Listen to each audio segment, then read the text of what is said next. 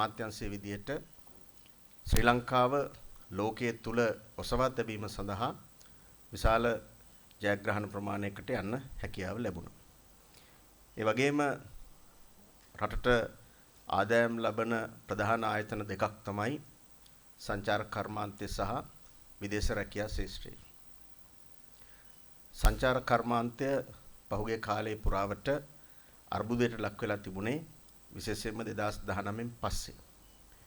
නමුත් ගිය වසර ඇතුළත අපි ගත්ත බොහෝ ක්‍රියාමාර්ග නිසා ප්‍රවර්ධන වැඩසටහන් නිසා ඉලක්ක සහගතව සංචාරක කර්මාන්තේ දියුණු කිරීමේ අපේ සාමූහික ප්‍රයත්නයේ හේතුවෙන් අපිට ඉතිහාසයේ වැඩිම සංචාරකයන් ලංකාවට පැමිණි අවුරුද්ද බවට 2025 පත් කරගන්න පුළුවන් වුණා.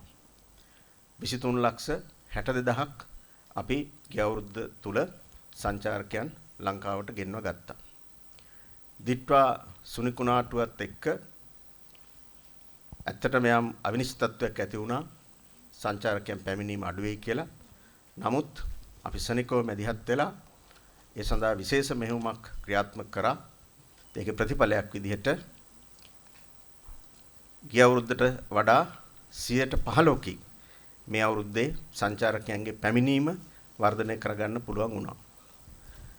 ලෝකයේ අනිත් රටවල සංචාරක වර්ධනයන්ට සාපේක්ෂව අපි සැලකිය යුතු මට්ටමේ වර්ධනයක් අත්පත් කරගෙන තියෙනවා. ඒක අපි අමාත්‍යාංශ විදියට ලබාගත්ත ලොකු ජයග්‍රහණයක්. ඒ වගේම ඒ සංචාරකයන් පැමිණීමෙන් ගිය අවුරුද්ද තුල ඩොලර් බිලියන 3.2ක ආදායමක් උපයලා තියෙනවා. විදේශ විනිමය අර්බුදයක අපි හිටියේ.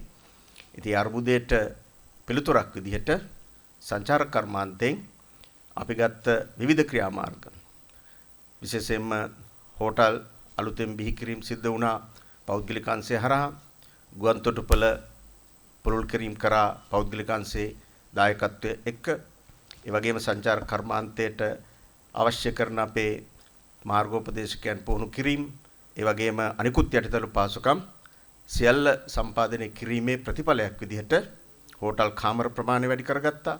ඒ වගේම ඒ අනිකුත් සියලුම යටිතල පහසුකම් වැඩි කර ගැනීම සහ සංචාරක ශාස්ත්‍රයට නව ආයෝජන කැඳවා ගැනීම. සංචාරක ශාස්ත්‍රයට අවශ්‍ය කරන නව ආයෝජනත් අපි අලුතෙන් බිහි කරගෙන තියෙනවා. බොහෝ ගිවිසුම් අවසන් වෙලා තියෙනවා. අලුතෙන් පටන් ගන්න ව්‍යාපෘති ගණනාවක් තියෙනවා. දෙවැනි ක්‍රියාකාරකම් ගණනාවක ප්‍රතිඵලයක් විදිහට තමයි මේ සංචාරක පැමිණීම වැඩි වුණේ. ඉතින් අපි ආඩම්බර වෙනවා ඉතිහාසයේ වැඩිම සංචාරක පැමිණීම වාර්තා කරගන්න අමාත්‍යාංශයට හැකියාව ලැබුණා. ඉතින් ඒකට දායකත්වයේ ලබා දීපු සියලු දෙනාටම ස්තුතිවන්ත වෙනවා.